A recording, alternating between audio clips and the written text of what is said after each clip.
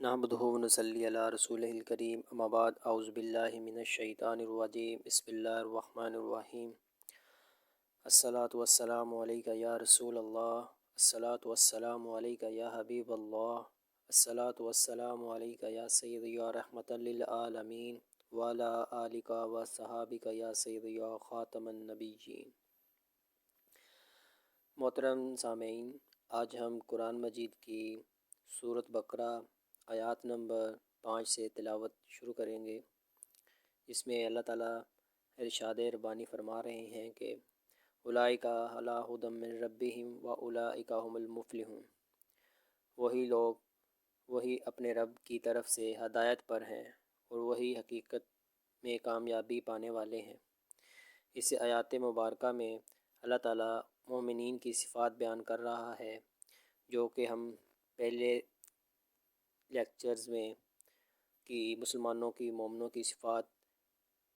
پڑھ چکے ہیں، بیان کر چکے ہیں۔ اگلی آیات میں ان الذین کفروا سواء علیہم انذرتہم ام لم تنذرہم لا یؤمنون، بے شک جنہوں نے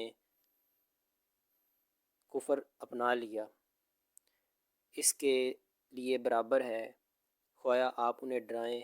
یا نہ ڈرائیں، وہ ایمان نہیں لائیں گے۔ اللہ تعالیٰ اس آیات مبارکہ میں کافروں کا ذکر فرما رہے ہیں، جنہوں نے یہ طے کر لیا تھا کہ چاہے کتنا واضح اور روشن دلائل ان کے سامنے آ جائیں، وہ کبھی بھی نبی کریم صلی اللہ علیہ وآلہ وسلم کی دعوت تے ایمان نہیں لائیں گے۔ حضرت عبداللہ ابن عباس رضی اللہ عنہ نے بھی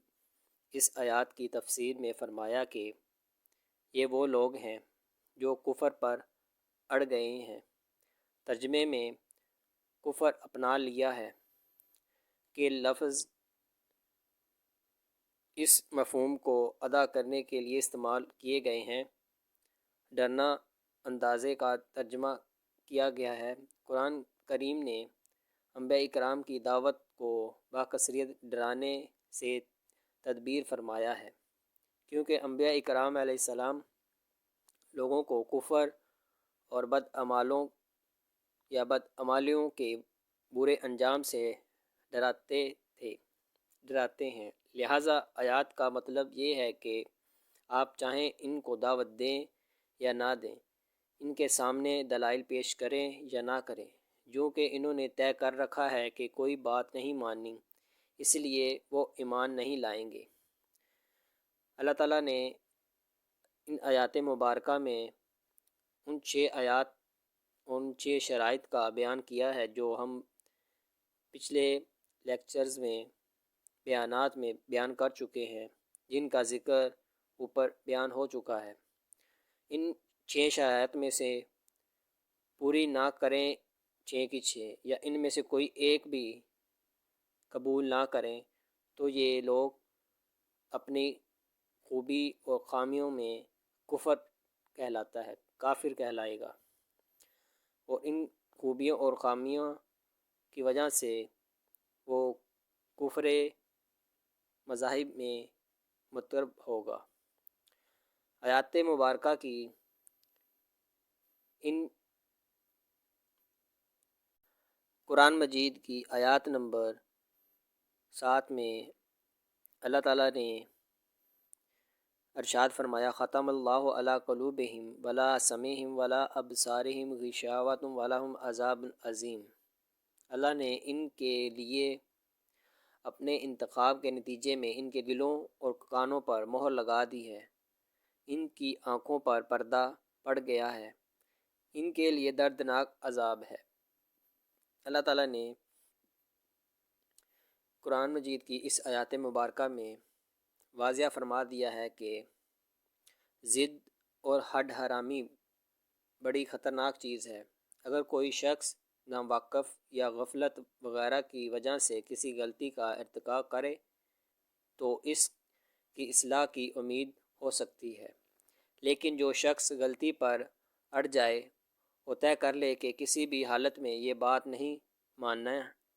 تو اس کی ضد کا آخری انجام یہ ہوتا ہے کہ اللہ تعالیٰ کی طرف سے اس کے دل پر مہر لگا دی جاتی ہے، جس کے بعد اس سے حق کو قبول کرنے کی صلاحیت بھی ختم ہو جاتی ہے۔ اللہ تعالیٰ سے دعا ہے کہ اللہ تعالیٰ اس حالت سے محفوظ فرمائے، آمین۔ لہٰذا اس پر شبہ نہیں ہوتا کہ وہ جب خود اللہ تعالیٰ نے ان کے دل پر مہر لگا دی ہے تو محض ہوں گے اسی لیے کہ یہ مہر لگانا خود انہی کی ضد اور طے کرنے کا نتیجہ ہے کہ حق بات نہیں ماننی۔ انہی آیات مبارکہ میں اس آیات کا مطلب یہ نہیں کہ اللہ نے مہر لگا دی ہے اس لیے انہوں نے تسلیم کرنے سے انکار کر دیا، بلکہ مطلب یہ ہے کہ جب انہوں نے ان بنیادی امور کو رد کر دیا جن کا ذکر پہلے بیان ہو چکا ہے سورۃ بقرہ کی پہلی 5 آیات میں، اپنے لیے قرآن کی پیش کردہ رستہ کے خلاف دوسرا رستہ پسند کرنا، اسلام کے خلاف انہوں نے جو رستہ اختیار کیا تو اللہ نے ان کے دلوں پر اور کانوں پر مہر لگا دی۔ اس مہر لگنے کی کیفیت کا تجربہ ہر اس شخص کو ہوگا جسے کبھی تبلیغ کا اتفاق ہوا ہو۔ جب کوئی شخص آپ کے پیش کردہ طریقے کو جانچنے کے بعد ایک دفعہ رد کر دیتا ہے تو اس کا ذہن کچھ اس طرح مختلف اور مخالفت سمت میں چل پڑتا ہے کہ وہ پھر آپ کی کوئی بات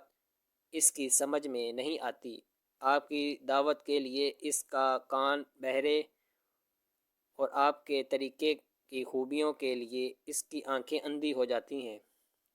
ظاہر طور پر محسوس ہوتا ہے کہ فی الحال وقت اس کے دل پر مہر لگ گئی ہو۔ قرآن مجید کی آیات مبارکہ کی 8ویں آیات میں اللہ تعالیٰ نے ارشاد فرمایا کہ وَمِنَ النَّاسِ مَن يَقُولُ آمَنَا بِاللَّهِ وَالْيَوْمِ الْآخِرِ وَمَا هُمْ بِمُؤْمِنِينَ، اور لوگوں میں سے بعض وہ ہیں جو کہتے ہیں کہ ہم اللہ پر یوم قیامت پر ایمان لائے، حالانکہ وہ ہرگز مومن نہیں ہے۔ اس آیات مبارکہ میں اللہ تعالیٰ ارشاد فرما رہے ہیں کہ مومنون کی جو صفات بیان کی گئی ہیں، صفات بیان کی گئی ہیں، ان کا انچار و خیار بیان فرما جا چکا ہے۔ پھر ان لوگوں کا ذکر جو کھلے کافر تھے ان کا بھی ذکر بیان ہو چکا ہے۔ اب ان آیات مبارکہ میں ایک تیسرے گروہ کا بیان ہو رہا ہے جسے منافق کہا جاتا ہے۔ یہ لوگ ظاہر میں تو اپنے آپ کو مسلمان کہتے ہیں مگر دل ہی میں مسلمان نہیں ہوتے۔ ظاہری طور پر تو مسلمانوں میں شامل رہتے ہیں لیکن اندرونی طور پر مسلمانوں کو کھوکھلا، مسلمانوں کی غیبت، مسلمانوں کو برا بھلا کہتے تھے، اور جب مسلمانوں کے درمیان ہوتے تو مسلمانوں کے ساتھ کام کرتے، دین کی تبلیغ کرتے، لیکن جب مسلمانوں کے سے دور ہوتے، اپنے شیاطین، اپنے مخالفین، اپنے ہم دوست کے ساتھ ہوتے تو ان کا ساتھ دیتے۔